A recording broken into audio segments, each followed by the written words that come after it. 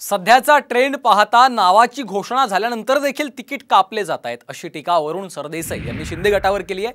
तर श्रीकांत शिंदेंनाही उमेदवारी मिळेल की नाही याची शंका असेल असा टोला वरुण सरदेसाई यांनी लगावला आहे।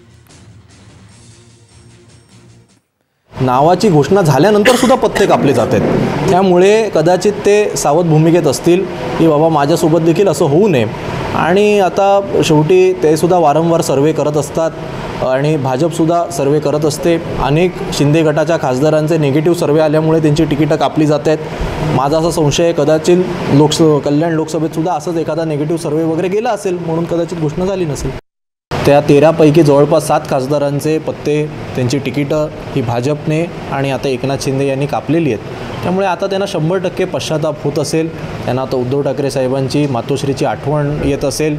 2019 असेल, 2014 असेल, मी जवळून पाहिलेलं आहे। या सगळ्या उमेदवारांना मातोश्रीवर बोलवलं जायचं, स्वतः ठाकरे कुटुंबीय उपस्थित असायचं, रश्मी वहिनी यांचं औक्षण करून यांना एबी फॉर्म दिले जायचे आणि आता 10-10 तास यांना बंगल्याच्या बाहेर वेटिंग करावं लागतंय आणि तरी देखील तिकीटं मिळत नाही।